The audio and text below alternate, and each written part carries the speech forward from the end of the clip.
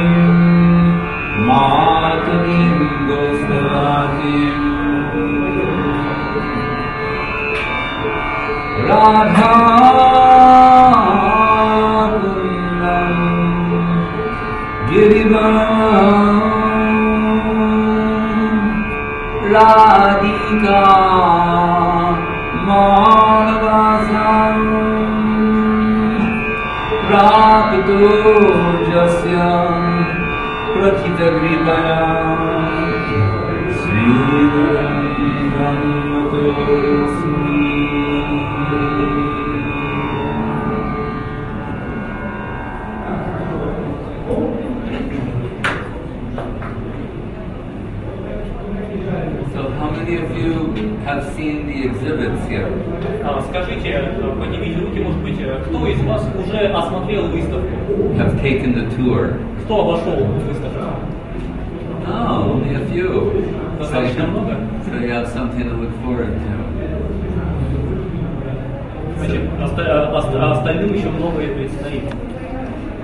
Once, a very famous author, Nobel Prize winner V.S. Naipaul, is an expatriate Indian writer. He met some high-class women at a literary party, and with great excitement, they told him, "Oh, Mr. Naipaul, we're going to India."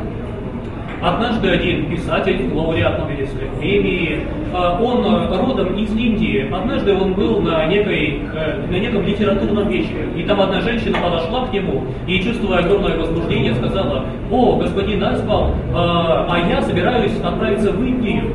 So they're very excited. И эти люди были очень счастливы поделиться этим. And he told them, he said, "You know, going to India is not like visiting Paris." Но он ответил им: знаете, съездить в Индию это не то же самое, что и съездить в Париж. He said, "You're going to see things there and hear things there that are going to change you for the rest of your life." Потому что, приехав туда, вы увидите какие-то вещи и услышите какие-то вещи, которые изменят вас на всю оставшуюся жизнь. Because it's a civilization founded on a very different idea than what we normally think. Поскольку та цивилизация, это цивилизация, основанная на совершенно иной идее, нежели та, к которой мы с вами привыкли. So, Pichrin Sorokin described different types of cultures, the sensate culture, the ideational culture. Социолог Филипп Мёрфи говорил о различных видах культуры, различных цивилизациях. Он говорил, что есть два вида культуры. Культура, основанная на ощущениях, и культура, основанная на идеях. So he described India as an ideational culture. И он говорил, что культура Индии – это как раз культура, основанная на идеях. Saying that every aspect of life is permeated by an underlying metaphysical viewpoint. То есть каждый аспект индийской жизни пронизан метафизическими идеями. So what you see on display here are the superficial aspects of that culture.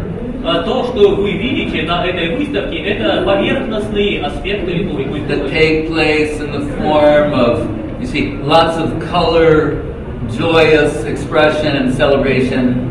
Это выражается как радостный праздник цвета, звуков, краски. There's a cooking demonstration where this wide palette of Indian spices are being employed. Сейчас идет кулинарная программа, где представляется широкий диапазон специй, используемых в индийской кухне. To address all the different tastes of the human palate.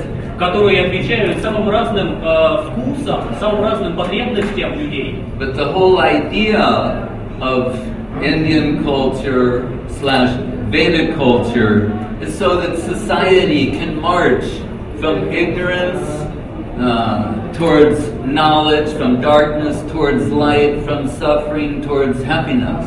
Однако вся идея индийской культуры – это помочь обществу в целом двигаться от невежества к знанию, от тьмы к свету, от страданий к счастью.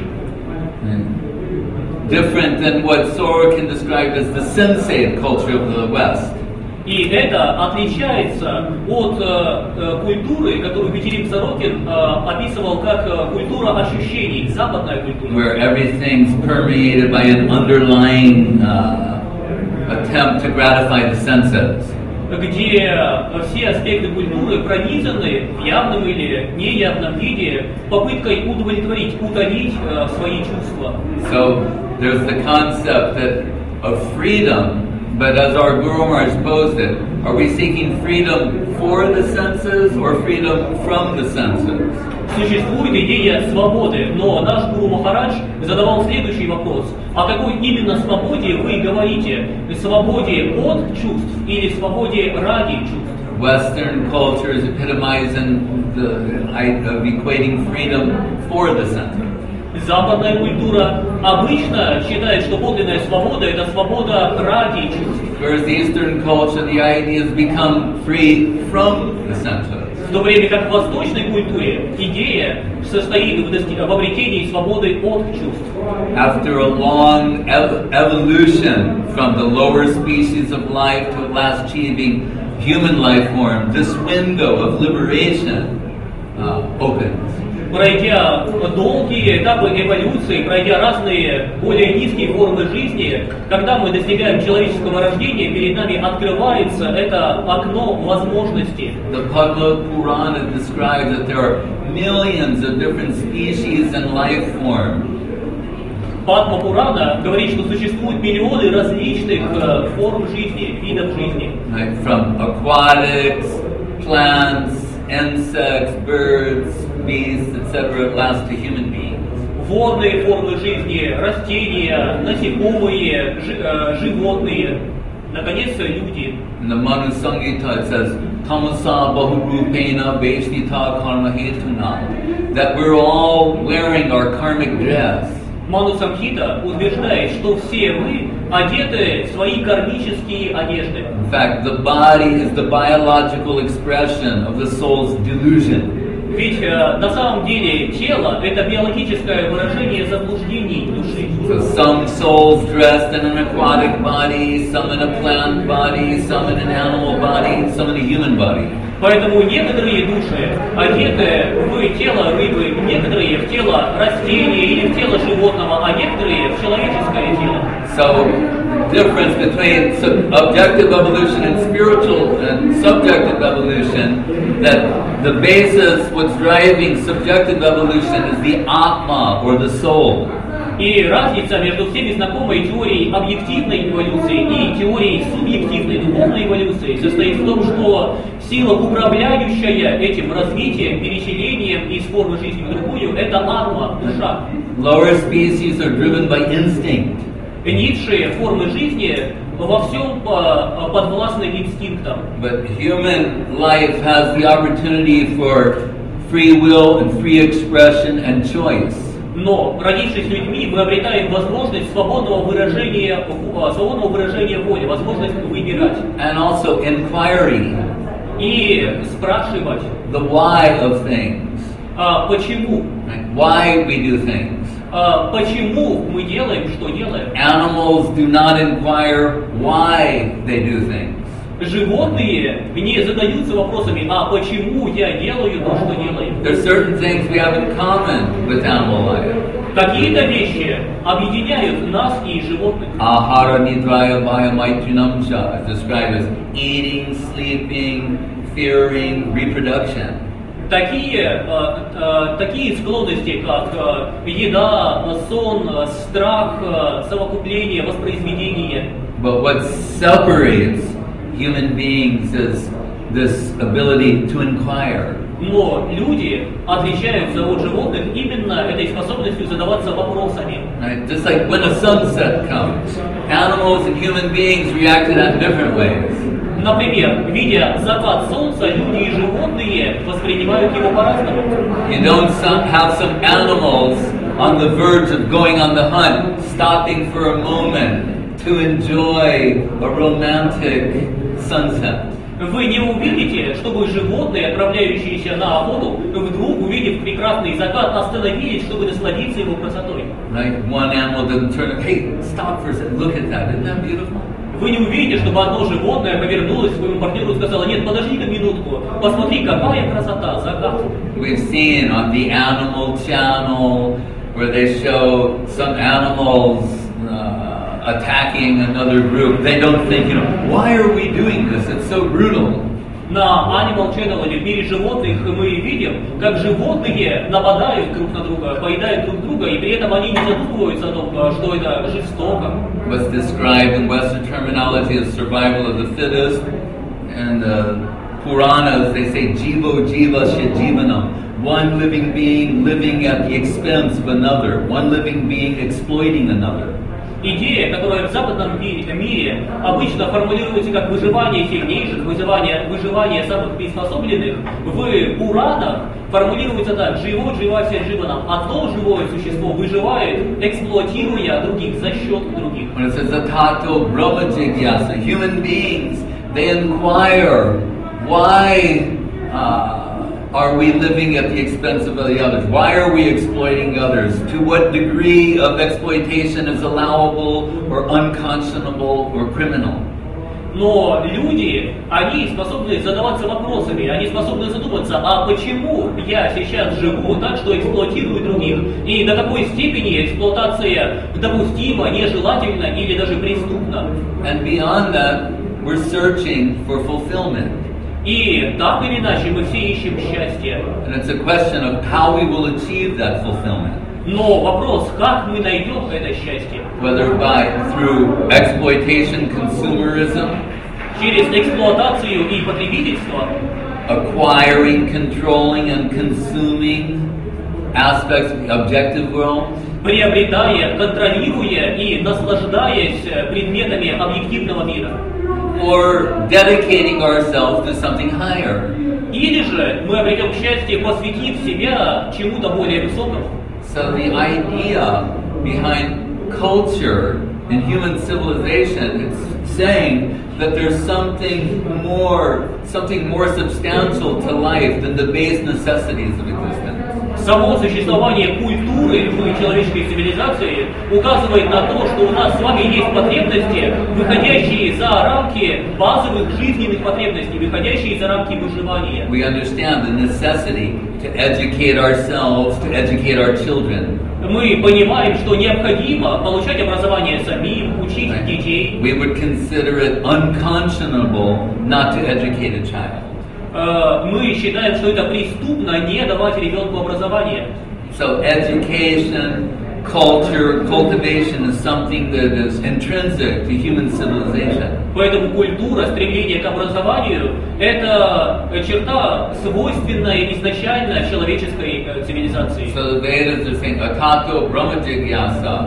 Now, after all this evolution, you've achieved the human life form. Now is the time to inquire about your spiritual nature. И Веды говорят, сейчас, когда после длительного развития вы родились людьми, пришло время вопрошать о духовной культуре, о духовном развитии. One book you see on display here is the Bhagavad Gita. Одна из книг, которую вы, как видите, представлены на этой выставке, называется Бхагавад-гита. And in the Bhagavad Gita, Krishna gives a step-by-step process how to understand our identity as distinct from the objective world by going from the objective, the gross objective world, to the subtle subjective world. И в Бхагавад-гите Кришна описывает процесс, следуя которому мы сможем осознать свое более высокое, более тонкое «я», перенести свое понимание от грубого объективного мира к тонкому субъективному миру. Superior to the objects of the senses are the senses. Итак, Кришна говорит нам, что выше объектов чувств находятся сами чувства. Higher than the senses is the mind. А выше чувств ум. The mind is the seed of all sense experience. Ум – это средоточие всего чувственного опыта. But finer than the mind is intelligence. А еще тоньше ума – разум. The distinguishing factor. Способность различать. Discriminating factor. Отдавать оценки. Finer than that is the ego. А еще тоньше этого – эго. And finer than that is the soul plane, Atma. А еще тоньше этого – мир души, атмы. So Bhagavad Purana gives an example how we can understand the bodily situation and circumstance and the location of the soul. Бхагаватам приводит пример, благодаря которому мы можем понять, где находится душа. It's just as the moon is shining or reflecting on a pool of water. Там приводится такая аналогия. Представьте Луну, которая светит, отражаясь в бассейне. Like in one of the most classic images of India, they show the Taj Mahal and the pool before it with the moon, the full moon shining on the water. Одно из самых известных фотографических изображений Индии – это фотография Тадж-Махала, в котором виден бассейн, находящийся перед ним, и луна отражается в этом бассейне. So if we take a stick and touch the reflection begins to ripple and distort with the waves of the water. Если мы возьмем в руки палку и начнем пускать волны по воде, то отражение луны начнет колебаться в соответствии с волнами. but the moon is actually fixed in one place, unaffected by that. Но сама Луна остается на месте, ее не сдвигают эти волны. It's merely shining and reflecting onto the pool. Она лишь светит, отражаясь в воде. So the Puranas say the soul is reflecting onto the body and the bodily circumstance. Пураны говорят, что душа подобным же образом светит, отражается в теле и связанных с ним обстоятельствах. What's the bodily circumstance? Что такое обстоятельства, связанные с Birth, телом? death, old age, disease. Рождение, смерть, старость, болезни. So by identifying with the body and the bodily circumstance, the soul is necessarily put into anxiety. Поэтому, связывая себя с телом и связанными с ним обстоятельствами, душа начинает беспокоиться. So we're told the way to overcome this anxiety is to stop identifying with the body and bodily circumstance and start identifying with the soul and the soul plane. И как избавиться от этого беспокойства? Перестав отождествлять себя, связывать себя с телом и его обстоятельствами, и начать связывать себя с душой, духовным уровнем.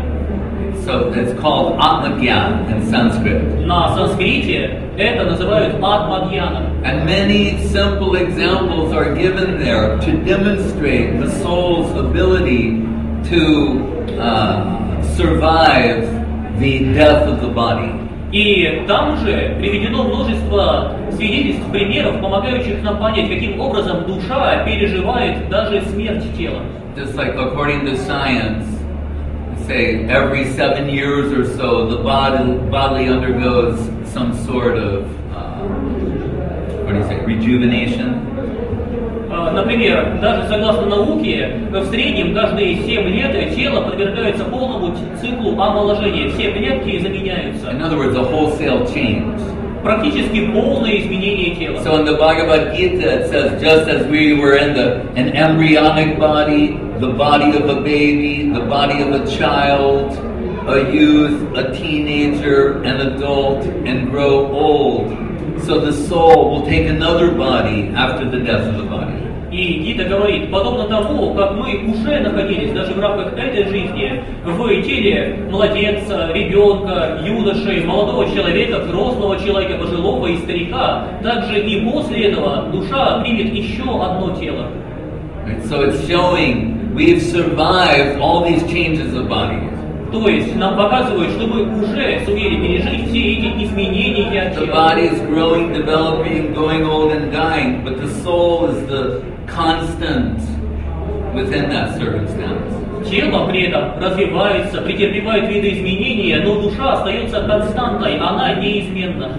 So the whole idea of culture, you could say, really is to transfer us from objective experience to an internal subjective experience. Можно сказать, что вся цель культуры как таковой – это перенести наше внимание с объективного мира на субъективный внутренний мир. To give us a sense of prospect beyond objective existence. Научиться нас смотреть на все с точки зрения превосходящей материальный опыт. That becomes awakened in us by hearing certain stories, certain narratives.